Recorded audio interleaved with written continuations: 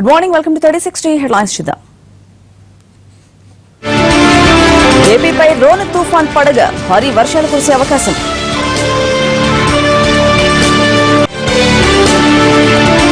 నేడు 5 రాష్ట్రాల ఫలితాలు తేలనున్న అభ్యర్థుల జాతకాలు.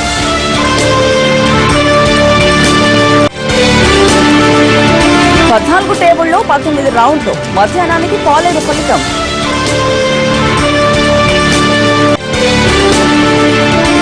నేడు హైదరాబాద్ కు టీమ్ కోక్ డిజిటల్ మ్యాప్స్ కేంద్రం ప్రారంభం.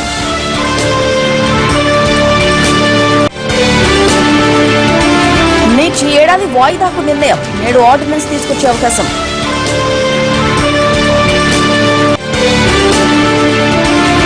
ఐపీఎల్లో సెంచరీలతో కోహ్లీ విధ్వంసం. సీజన్లో 4వ శతకంతో రికార్డ్.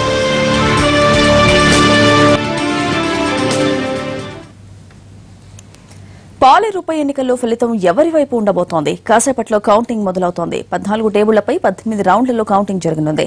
2 గంటల్లోనే పాలేరును ఏలేది ఎవరో తేలిపోనుంది.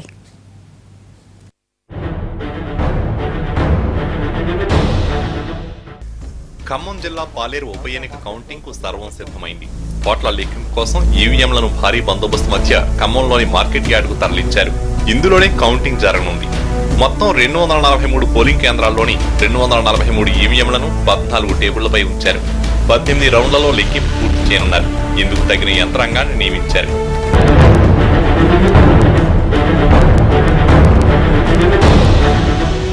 కౌంటింగ్ ప్రక్రియ మొత్తాన్ని సీసీ కెమెరాల ద్వారా రికార్డు చేస్తారు. మరోవైపు ఎలాంటి అవాంఛనీయ ఘటనలు జరగకుండా మార్కెట్ యార్డ్ ప్రాంగణమంతా కేంద్ర బలగాలతో భారీ బందోబస్తు ఏర్పాటు చేశారు.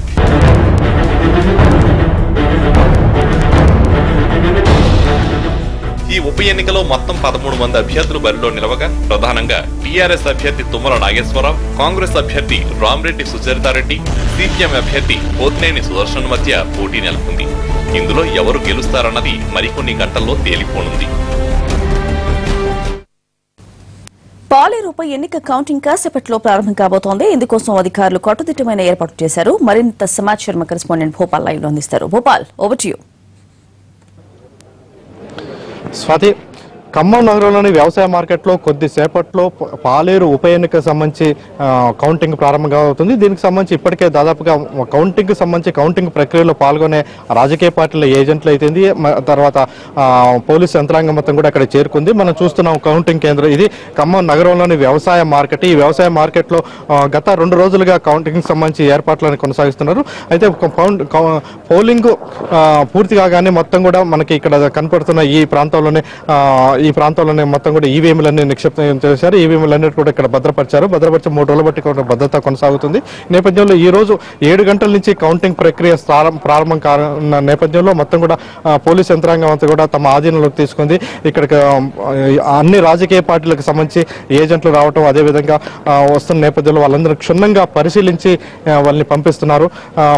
అదేవిధంగా అంటే దీనికి సంబంధించి 8 గంటలకి ఫస్ట్ పోలింగ్ అంటే కౌంటింగ్ సంబంధించి ప్రక్రియ పూర్తి స్థాయిలో ప్రారంభం కానుంది. మొత్తం కూడా 14 టేబుల్స్ వేసి 18 రౌండ్లలో ఈ కౌంటింగ్ ప్రక్రియ పూర్తి చేయనున్నారు. అంటే 1,90,351 మంది ఓటర్లు ఉండగా 1,70,800 మంది ఓట్లు వేశారు. అయితే వాళ్ళకి సంబంధించి ప్రతి రౌండ్ కి 10 నుంచి 12,000 వరకు కౌంటింగ్ చేయనున్నారు. దీని నేపథ్యంలో వీళ్ళ కోసం మొత్తం కూడా ఏజెంట్లు వస్తున్న నేపథ్యంలో వాళ్ళందరూ కూడా భద్రత కట్టుదిట్టం చేసి ఎక్కువ చేశారు. ఎందుకంటే పాలేరు ఎన్నిక మొదటి నుంచి కూడా కొంత ఉత్కంఠ వాతావరణంలో, అదేవిధంగా ఉద్రిక్త పరిస్థితులు కూడా జరిగిన పరిస్థితి మనకు తెలుస్తుంది. ప్రతినిత్యం ఆరోపణలు ప్రత్యారోపణలు, అంటే తెలంగాణ జరుగుతున్న ఏకైక ఉప ఎన్నిక కావడంతో ఆరోపణలు ప్రత్యారోపణలు అటు అధికార పార్టీ కాంగ్రెస్ పార్టీ ఆరోపణలు చేసుకున్న నేపథ్యంలో దాదాపుగా కొంత ఉద్రిక్త పరిస్థితి నెలకొన్న నేపథ్యంలో దాదాపు కొంతమంది అధికారులను కూడా బదిలీ చేసిన విషయం మనకు తెలిసిందే.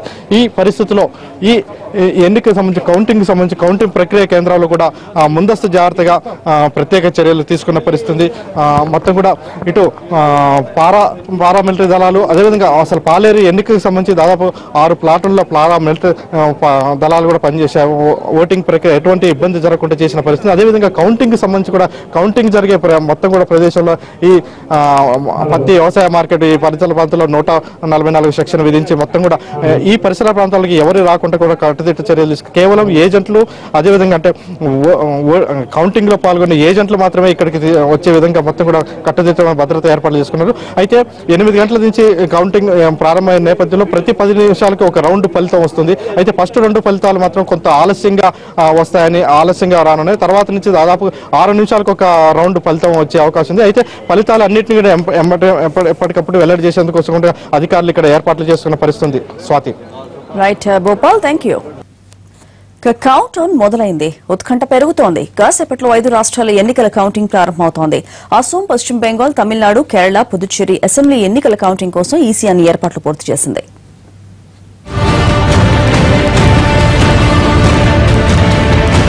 5 రాష్ట్రాల ఎన్నికల ఫలితాలు. ఆయా రాష్ట్రాల్లోని ప్రాంతీయ పార్టీలతో పాటు కేంద్రంలో అధికారంలో ఉన్న బీజేపీ, విపక్ష కాంగ్రెస్ పార్టీలకు ఈ ఎన్నికలు చాలా కీలకం. పార్టీల జాతకాలు, నేతల భవిష్యత్ ఏంటనేది ఈ మధ్యాహ్నంలోపు తేలిపోతుంది. పశ్చిమ బెంగాల్లో 294, తమిళనాడులో 234 సీట్లు ఉండటంతో పూర్తి ఫలితాలు మధ్యాహ్నం తర్వాతే వచ్చే అవకాశం ఉంది.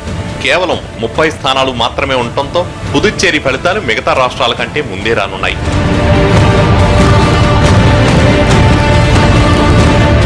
పశ్చిమ బెంగాల్లో ప్రభుత్వ వ్యతిరేకత కనిపించడం లేదు. మరోసారి అధికారం మమతా కైవసం చేసుకోవచ్చు. కాంగ్రెస్ లెఫ్ట్ కూటమి దీదీని క్రాస్ చేసే అవకాశాలు లేవని ఎగ్జిట్ పోల్ సర్వేలు, విశ్లేషకులు చెబుతున్నారు. ఇక మరో పెద్ద రాష్ట్రం తమిళనాడులో మాత్రం ప్రభుత్వ వ్యతిరేకత జయాపీఠానికి ఎసరు పెట్టేట్టు కనిపిస్తోంది. అమ్మ పథకాలు ఆమెకు మరోసారి అధికారం ఇస్తాయా లేదా అన్నది ఉత్కంఠగా మారింది. ఎగ్జిట్ పోల్ తర్వాత డీఎంకే శ్రేణుల్లో గెలుపు ధీమా పెరిగింది. విజయకాంత్ కింగ్ మేకర్ అవుతారా లేదా అన్నది మరికొన్ని గంటల్లో తేలుతుంది.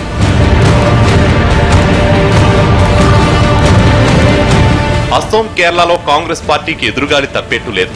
15 ఏళ్లుగా అస్సాంలో పాతికిపోయిన కాంగ్రెస్ పార్టీకి కమలం ఎసరు పెట్టిందని ఎగ్జిట్ పోల్స్ చెబుతున్నాయి. బీజేపీ అధికార పీఠానికి చేరువలో ఉందన్నది సర్వేల సారాంశం. ఇక కేరళలోనూ కాంగ్రెస్ కూటమికి సానుకూలంగా లేదు. మొమెన్ చాందీ ప్రభుత్వంపై ఉన్న అవినీతి ముద్ర యూడీఎఫ్ కు అధికారాన్ని దూరం చేసే సూచనలు కనిపిస్తున్నాయి. లెఫ్ట్ కూటమికి అధికారం వస్తే మరో 2 రాష్ట్రాలు కాంగ్రెస్ ఖాతా నుంచి పోయినట్టే.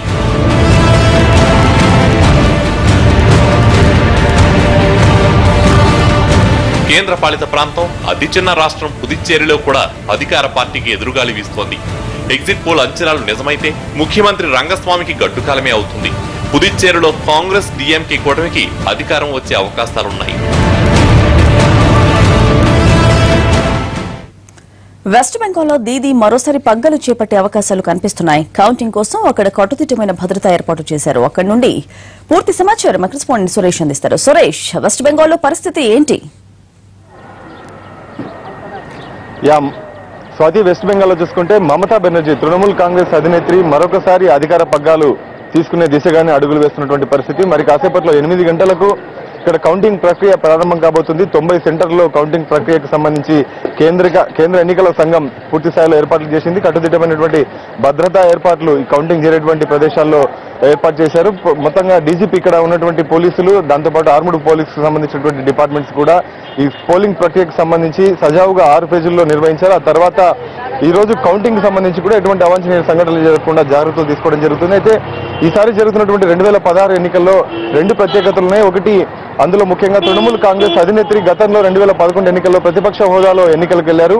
ఈసారి మాత్రం అధికార హోదాలో ఆమె మరొకసారి ఎన్నికలకు ముందుకెళ్లినటువంటి పరిస్థితి. మరొక అంశం, కాంగ్రెస్ పార్టీ తృణమూల్ కాంగ్రెస్ కు సంబంధించి 2011 ఎన్నికల్లో కలిసి వెళ్ళినటువంటి పరిస్థితి. కాంగ్రెస్ అలాగే తృణమూల్ కాంగ్రెస్ ఇరువురు కూడా 2011 అసెంబ్లీ ఎన్నికల్లో కలిసి పోటీ చేశారు. కానీ ఈసారి మాత్రం కాంగ్రెస్ పార్టీ తృణమూల్ కాంగ్రెస్ ను వీడి కమ్యూనిస్టుల పార్టీతో కలిసి ముందుకెళ్లినటువంటి పరిస్థితి. అయితే రెండూ కూడా ఇటు కమ్యూనిస్టులు, కాంగ్రెస్ కూడా అధికార పక్షానికి సంబంధించిన వ్యతిరేక ఓటును క్యాష్ చేసుకునే విషయంలో విఫలమయ్యని చెప్పుకోవచ్చు. వారి పొత్తు కాస్త చిత్త అవుతుందనేటువంటి ఎగ్జిట్ పోల్ రిజల్ట్స్ స్పష్టంగా కనపడుతున్నాయి. ఆ దిశగానే కూడా ఇవాళ ఫలితాలు ఉండేటువంటి అవకాశం ఉంది. ఎక్కువగా ఇప్పుడున్నటువంటి సీట్ల సంఖ్య చూసుకుంటే 294లో ఇప్పటి వరకు 6 పేజీల్లో 81% వరకు ఓటింగ్ పర్సెంటేజ్ జరిగింది. గతంలో 84.3% వరకు ఉన్నటువంటి పరిస్థితి. అయితే ఈసారి కాస్త పోలింగ్ రెడ్యూస్ అయినటువంటి పరిస్థితి అయినప్పటికీ కూడా 294 సీట్లలో ఇప్పుడున్నటువంటి మ్యాజిక్ ఫిగర్ లో 148కి గాను ఖచ్చితంగా ఇప్పుడున్నటువంటి మమతా బెనర్జీ మరొకసారి అధికార పగ్గాలు తీసుకునే దిశగా 180 వరకు పూర్తి స్థాయిలో ఆమె అధికారానికి సంబంధించి ఎమ్మెల్యేల సంఖ్యను పెంచుకునేటువంటి అవకాశాలు కనబడుతున్నాయి. మొత్తంగా కోల్కతా సిటీ వరకు చూసుకుంటే 42 స్థానాలు ఉన్నటువంటి కోల్కతా సిటీలో 2011లో 41 స్థానాలు గెలిచారు. అలాగే కోల్కతా పరిసర ప్రాంతాల్లో చూసుకుంటే 54 గాను 46 సీట్లను గెలుచుకున్నటువంటి పరిస్థితి. మరి ఈసారి కూడా అదే బలాన్ని ఈ కోల్కతా పరిసర ప్రాంతాల్లో తృణమూల్ కాంగ్రెస్ నిలబెడుతుందా లేదా చూడాలి. అలాగే బీహార్ పరిసర ప్రాంతాలకు సమీపంలో ఉన్నటువంటి ప్రాంతం కూడా మమతా బెనర్జీకి కాస్త ఇబ్బంది కలిగించేటువంటి ప్రాంతాలు కనిపిస్తున్నాయి. మొత్తంగా కాంగ్రెస్ కమ్యూనిస్టులు మాత్రం చిత్తయ్యేటువంటి అవకాశాలున్నాయి. ఎగ్జిట్ పోల్ కు అనుగుణంగానే తృణమూల్ కాంగ్రెస్ అధినేత్రి పూర్తి స్థాయిలో బలాన్ని నిరూపించుకునేటువంటి అవకాశం ఉన్నాయి. ప్రస్తుతం మనం ఉన్నాం మమతా బెనర్జీ నివాసం దగ్గర. ఇక్కడ వందలాదిగా కార్యకర్తలు ఇక్కడ చేరుకుంటున్నారు. మమతా బెనర్జీ కూడా ప్రస్తుతం గత 2 రోజుల నుంచి ఇదే నివాసంలో ఆమె ఉంటున్నారు. పోలీసులు కూడా ఇక్కడ భారీ భద్రతా ఏర్పాట్లను చేశారు. ఇక్కడ వచ్చినటువంటి వారందరికీ కూడా సంబరాల్లో ఉండేందుకు, వాళ్ళు స్వీట్లు పంచుకునేందుకు కూడా సిద్ధమవుతున్నటువంటి పరిస్థితి చూస్తున్నాం. ఇక్కడ ఉన్నటువంటి పరిసర ప్రాంతాలంతా కూడా తృణమూల్ కాంగ్రెస్ కు సంబంధించినటువంటి పార్టీ జెండాలతో ఇక్కడ ఉన్నటువంటి కార్యకర్తలందరూ కూడా సంబరాలకు సిద్ధమవుతున్నారు. మరి కాసేపట్లో 8 గంటలకు ఈ కౌంటింగ్ ప్రక్రియను ప్రారంభించబోతున్నారు. పోస్టల్ కు సంబంధించి తొలిగా కౌంటింగ్ ప్రారంభిస్తారు. ఆ తర్వాత ఎలక్ట్రానిక్ ఓటింగ్ మిషన్స్ కు సంబంధించి ఇప్పటికే 390 స్టోర్ రూమ్ లో ఉన్నటువంటి ఎలక్ట్రానిక్ ఓటింగ్ మిషన్లు మరి కాసేపట్లో కేంద్ర ఎన్నికల సంఘం అధికారులు బయటికి తీయబోతున్నారు. 90 సెంటర్లో కేంద్రం ఎన్నికల సంఘం పూర్తి స్థాయిలో కౌంటింగ్ ప్రక్రియను ప్రారంభించబోతుంది. 8 గంటలకు ప్రక్రియ ప్రారంభమైన వెంటనే మరో 2-3 గంటల్లో స్పష్టమైనటువంటి ఫలితాలు వెస్ట్ బెంగాల్ ఎవరికి దక్కబోతుంది, దాంట్లో ఉన్నటువంటి ఓటింగ్ యొక్క ఓటర్స్ యొక్క నిర్ణయం ఏంటి, ఎన్ని సీట్లు మరొకసారి మమతా బెనర్జీ కైవసం చేసుకోబోతుందో చూడాలి. గతంలో చూసుకుంటే బీహార్ ఎన్నికల్లో రీజనల్ పార్టీస్ అన్ని కలిపి కూడా ఇటు జేడీయూ కానీ ఆర్జేడీ కానీ కలిసి బీజేపీ పార్టీని ఓటమి పాలు చేసే దిశగా ముందుకెళ్ళినటువంటి పొత్తు. కానీ మరి ఇక్కడ వెస్ట్ బెంగాల్లో చూసుకుంటే మాత్రం 2 జాతీయ పార్టీలు కలిసి ఒక రీజనల్ పార్టీని ఓటమి అంచులకు తీసుకెళ్లేటువంటి ప్రయత్నాలు చేసి వాళ్ళు జట్టు కట్టినటువంటి పరిస్థితి. అయినప్పటికీ రీజనల్ పార్టీ అయిన తృణమూల్ కాంగ్రెస్ అధినేత్రి మరొకసారి అధికార పగ్గాలు తీసుకునే దిశగానే అడుగులు ముందుకేసినటువంటి పరిస్థితి కనపడుతుంది. కాంగ్రెస్ కమ్యూనిస్టులు మాత్రం మరోసారి ఓటమి అంచుల్లో వెళ్ళానటువంటి చెప్పుకోవచ్చు. బీజేపీ మాత్రం 2011 ఎన్నికల్లో ఎటువంటి సీటు గెలవకుండా వారు పూర్తి స్థాయిలో 0 లెవెల్ ఉన్నటువంటి పరిస్థితి. కానీ ఈసారి మాత్రం ఎన్నికల్లో బీజేపీ కాస్త పుంజుకునేటువంటి అవకాశాలు కనబడుతున్నాయి. 2-3 సీట్లు వాళ్ళకి దక్కేటువంటి అవకాశాలు. కానీ బీజేపీ మాత్రం ధీమాగా ఉంది. డబుల్ డిజిట్ సాధిస్తాం, డబుల్ డిజిట్ కి సంబంధించి ఓటింగ్ పర్సెంటేజ్ కూడా తమకు వస్తుంది. ఈ రోజు కాకపోయినా 2016 ఎన్నికలు కాకపోయినా 2022 తర్వాత మాత్రం ఖచ్చితంగా 2021కి మాత్రం ఖచ్చితంగా బీజేపీ అధికారంలోకి వస్తున్నటువంటి ధీమానికి ఉన్నటువంటి నేతలు వ్యక్తపరుస్తున్నారు. మొత్తంగా తృణమూల్ కాంగ్రెస్ అధినేతకి సంబంధించి అనుకూలమైనటువంటి వాతావరణం ఉన్నటువంటి పరిస్థితులు తృణమూల్ కాంగ్రెస్ కు ఉన్నటువంటి పరిస్థితి. వెస్ట్ బెంగాల్ కు సంబంధించి 294 సీట్లకు మరి కాసేపట్లో ఎన్నికలకు సంబంధించిన కౌంటింగ్ ప్రక్రియ ప్రారంభం కాబోతుంది. Swathi. Right Suresh, thank you. తీవ్ర వాయుగుండం రూపంలో మరో ముప్పు ముంచుకొస్తోంది. దక్షిణ కోస్తా జిల్లాలను భారీ వర్షాలు ముంచెత్తే అవకాశం ఉండడంతో అధికారులు అప్రమత్తమయ్యారు. తీరం వెంబడి గాలులు వేగంగా వీస్తుండటంతో హెచ్చరికలు జారీ చేశారు.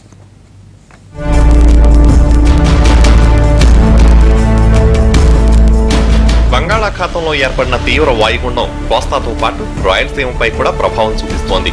పలు చోట్ల ఒక మోస్తరు నుంచి భారీ వర్షాలు కురుస్తున్నాయి. సముద్రం అల్లకల్లోలంగా ఉంది. ఈదురుగాలులకు తీర ప్రాంతాలు వణికిపోతున్నాయి.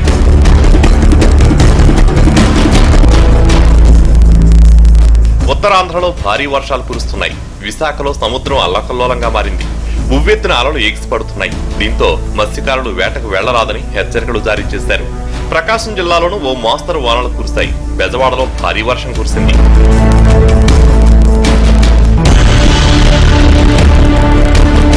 తిరుమల, తిరుపతిలో కురుస్తున్న కుండపోత వర్షానికి భక్తులు తీవ్ర ఇబ్బందులు పడ్డారు. లోతట్టు ప్రాంతాలు పూర్తిగా జలమయమయ్యాయి. దీంతో మోటార్ల సాయంతో ఎప్పటికప్పుడు నీటిని తోడుతున్నారు అధికారులు.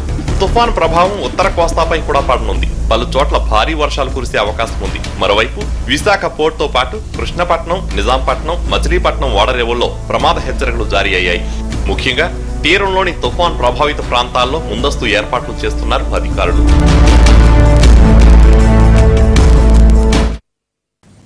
వాయుగుండం వల్ల దక్షిణ కోస్తాంధ్రలో వర్షాలు జోరుగా పడుతున్నాయి. పూర్తి వివరాలు మా కరెస్పాండెంట్ విజయ్ అందిస్తారు. విజయ్.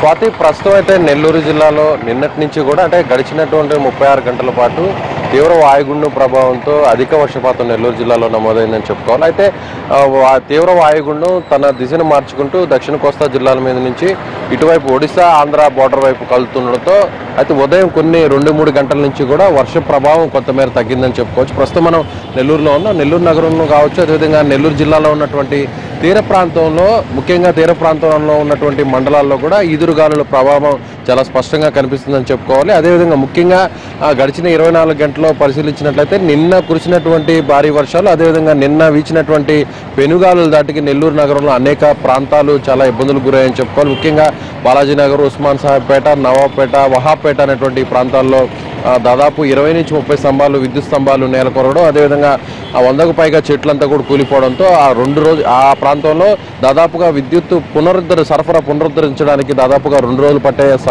అవకాశం ఉందని చెప్పి అధికారులు చెప్తున్నారు. అదేవిధంగా అంటే రాబోయేటువంటి 48 గంటల్లో భారీ వర్షాలు మాత్రం నెల్లూరు జిల్లాలో కురుస్తాయని చెప్పి, ముఖ్యంగా దక్షిణ కోస్తా జిల్లాలో కూడా దీని ప్రభావం కొంతమేర ఉంటుందని చెప్పి అటు వాతావరణ శాఖ హెచ్చరికలు జారీ చేసినటువంటి నేపథ్యంలో ఇక్కడ ఉన్నటువంటి జిల్లా యంత్రాంగం అంతా కూడా పూర్తిగా స్థాయిలో అలర్ట్గా ఉందని చెప్పుకోవాలి. అది ఇప్పటికే అటు ఫైర్, అదేవిధంగా ఎన్డీఆర్ఎఫ్ బృందంతో పాటు ఫైర్, రెవెన్యూ, పోలీసుకు సంబంధించినటువంటి రెస్క్యూ టీంలు కూడా సిద్ధంగా ఉన్నాయని చెప్పుకోవాలి. గూడూరులో ఇప్పటికే ఆ ఎన్డీఆర్ఎఫ్ బృందం కూడా అక్కడ చేరుకొని ఎక్కడైతే అవాంఛనీయ సంఘటనలు జరుగుతాయో అక్కడికి ఇమీడియట్గా కూడా చేరుకునే విధంగా కూడా అక్కడ ఎన్డీఆర్ఎఫ్ టీం కూడా సిద్ధంగా ఉంది.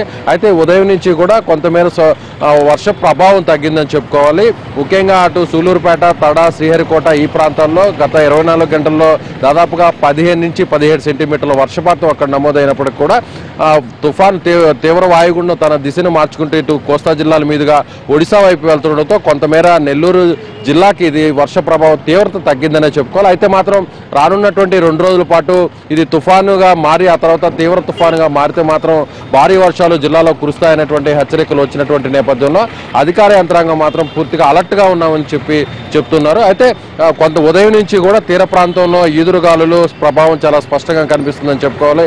ఇప్పటికే అధికారులందరూ కూడా విద్యుత్ వ్యవస్థకు సంబంధించినటువంటి కొన్ని ప్రత్యేక టీంలు కూడా ఏర్పాటు చేయడం జరిగింది. ఎందుకంటే 60 నుంచి 70 కిలోమీటర్ల వేగంతో ఒకవేళ కానీ ఈదురుగాలులు వీచినట్లయితే మళ్ళీ ఏదన్నా నష్టం తలెత్తే అవకాశం ఉందనేటువంటి ఆలోచనతో ముందుగానే వీరు సిద్ధంగా ఉన్నారని చెప్పుకోవచ్చు. మొత్తం మీద అయితే మాత్రం ఈ తీవ్ర వాయుగుండం ప్రభావం నెల్లూరుకి ప్రస్తుతానికైతే మాత్రం తీవ్ర వాయుగుండం బంగాళాఖాతంలో నెల్లూరుకి 130 కిలోమీటర్ల దూరంలో కేంద్రీకృతం అవడం, అదేవిధంగా మచిలీపట్నానికి 170 కిలోమీటర్ల దూరంలో ఆగ్నేయంగా కేంద్రీకృతం అవడంతో కొంతమేర దీని తీవ్రత నెల్లూరు జిల్లాకి తగ్గిందనే చెప్పుకోవచ్చు. అయితే రానున్నటువంటి 2 రోజులు వర్షాలు కురుస్తాయనేటువంటి ఆందోళన మాత్రం ఇక్కడ ఉందని చెప్పుకోవాలి. ముఖ్యంగా మే నెలలో ఈ వర్షాలు కురవడం వల్ల కొంతమేర రైతాంగానికి కూడా ఎంతో మేలు చేకూరుస్తుందని చెప్పి అటు వ్యవసాయ నిపుణులు లెక్కలు వేస్తుండగా మిగిలినటువంటి అధికార యంత్రాంగం కూడా ఒకవేళ భారీ ఈదురుగాలులు వీచినట్లయితే మాత్రం ఖచ్చితంగా నష్టం తప్పదేమో అనేటువంటి ఆందోళన ఇక్కడ ఉందని చెప్పుకోవచ్చు. మొత్తం మీద గడిచిన 48 గంటలుగా జిల్లాలో అధిక వర్షపాతం నమోదవడం, జిల్లాలో తీర ప్రాంత మండలాలతో పాటు మెట్ట ప్రాంతాల్లో కూడా అత్యధిక వర్షపాతం నమోదవడంతో కొంతమేర అనేక ప్రాంతాల్లో ఉన్నటువంటి ప్రజలందరూ కూడా అలర్ట్ చేయడం జరిగింది. అయితే రానున్నటువంటి 48 గంటలు ఈ తుఫానుగా మారి ఆ తర్వాత తీవ్ర తుఫానుగా మారితే మాత్రం ఖచ్చితంగా 2 రోజుల పాటు భారీ వర్షాలు కురుస్తాయని చెప్పేసి అధికారులు ఇప్పటికే చెప్తుండడంతో మొత్తం మీద అటు మండల స్థాయి అధికారులు, అదేవిధంగా పోలీసు యంత్రాంగం, అదేవిధంగా రెవెన్యూ యంత్రాంగం కూడా తీర ప్రాంత మండలాలతో పాటు ఆయా డివిజన్ కేంద్రాల్లో కూడా పూర్తి స్థాయిలో అలర్ట్గా ఉన్నారు. ఇది ఇక్కడ నెల్లూరు జిల్లాలో తీవ్ర వాయుగుండం సంబంధించినటువంటి update. Over to Hyderabad studio. Thank you Vijay. Welcome back. ఎన్నికల ఫలితాల వేళ నేతల గుండెల్లో గుబులు మొదలైంది. ప్రజా నిర్ణయం తమకు అనుకూలంగా రావాలంటూ దేవుళ్లను కోరుకుంటున్నారు. కేరళ సీఎం ఉమెన్ చాందీ ఉదయాన్నే ప్రార్థనలు జరిపారు. స్థానిక చర్చికు వెళ్లి విజయాన్ని కాంక్షిస్తూ ప్రార్థించారు.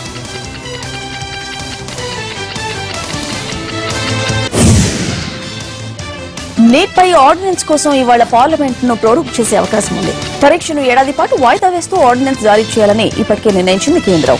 నీటి నిర్వహణ ఎక్కువ రాష్ట్రాలు సుముఖంగా ఉన్నా ఇప్పటికిప్పుడు వద్దంటున్నాయి.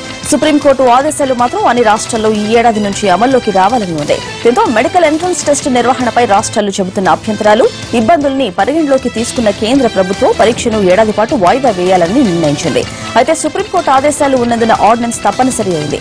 పార్లమెంటు ప్రోరోగ్ అవ్వకుండా ఆర్డినెన్స్ ఇవ్వడం సాధ్యం కాదు కనుక ముందు ఆ అంశంపై దృష్టి పెట్టింది. ఇవాళ వెంకయ్యనాయుడు నేతృత్వంలో పార్లమెంటరీ వ్యవహారాల కేబినెట్ కమిటీ సమావేశమై ప్రోరోగ్ పై చర్చిస్తోంది. యాపిల్ సీఈఓ టిమ్ కుక్ ఇవాళ హైదరాబాద్ కు రానున్నారు. హైదరాబాద్ మ్యాపింగ్ డేటా అభివృద్ది కోసం ఏర్పాటు చేసిన డెవలప్మెంట్ సెంటర్ ను ప్రారంభిస్తారు. గచ్చిబౌలిలోని టెస్లా స్పేయర్ బిల్డింగ్ లో దీన్ని ఏర్పాటు చేస్తారు. టిమ్ కుక్ నగరానికి రాగానే తొలుత ముఖ్యమంత్రి కేసీఆర్ ను తన బృందంతో పాటు కలుసుకుంటారని తెలుస్తోంది. అక్కడి నుంచే మ్యాపింగ్ సెంటర్ కు వెళ్తారు. మంత్రి కేటీఆర్ కూడా ఈ కార్యక్రమంలో పాల్గొంటారు.